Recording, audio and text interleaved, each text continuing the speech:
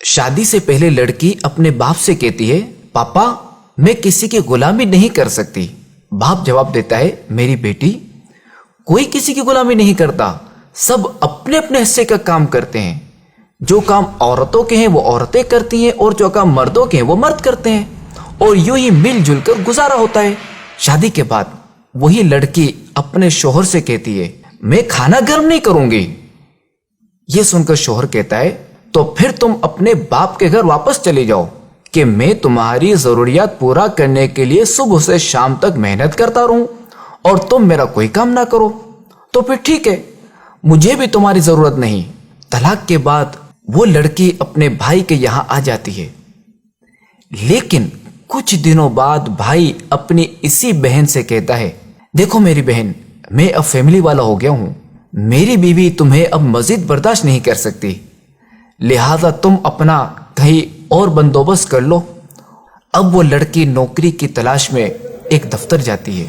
دفتر والے کہتے ہیں ہمارے پاس ایک فیمیل ریسیپشنسٹ کی جگہ خالی ہے، آپ خوبصورت اور جوان بھی ہیں تو آپ ہمارے ہاں کام کر سکتی ہیں۔ لڑکی کی عمر دن بہ دن بڑھ رہی ہوتی ہے۔ دفتر والے اس سے کہتے ہیں بی بی ہم معذرت خواہیں، آپ کے کام میں اب پہلے جیسی تیزی اور پھرتی نہیں رہی، لہذا اب آپ کہیں اور نوکری ڈھونڈ لیں، ہمیں اب آپ کی ضرورت نہیں رہی۔ یہاں تک کہ وہ بوڑھی ہو جاتی ہے، اب ایک نئی جگہ جاتی ہے جہاں اسے کہا جاتا ہے محترمہ اب تو آپ کی اتنی عمر ہو گئی ہے کہ اب آپ کو نوکری میں کیا دوں، آپ کو تو آرام سے اپنے بچوں کی کمائی کھانی چاہیے۔ وہ عورت کہتی ہے میرے بچے نہیں ہیں، میرا کوئی نہیں ہے۔ یہ سن کر نئے دفتر والا کہتا ہے اوہ چلیں آپ کے لیے کچھ کرتا ہوں، میرا 20 لوگوں کا اسٹاف ہے، کیا آپ ان سب کے لیے کھانا پکا سکتی ہیں جس کے میں آپ کو 6000 روپے ماہانہ دوں گا۔ یہ سن کر وہ عورت کہتی ہے صرف 6000؟ تو نیو دفتر والا جواب دیتا ہے کہ میں جانتا ہوں کہ ان 6000 میں آپ کی ضرورت پوری نہیں ہوگی، مگر کیا کروں میں مجبور ہوں، میرے پاس اس سے زیادہ کی گنجائش بھی نہیں ہے۔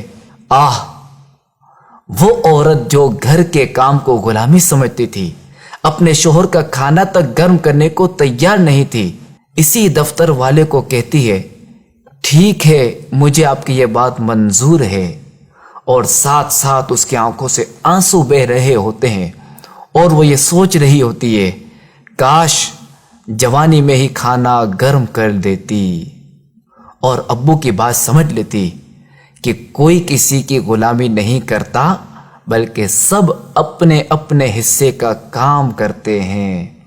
مشہور کہاوت ہے نا کہ میاں بیوی گاڑی کے 2 پہیے کی طرح ہوتے ہیں، اگر ایک پہیا خراب ہو جائے تو گاڑی کا چلنا ممکن نہیں رہتا۔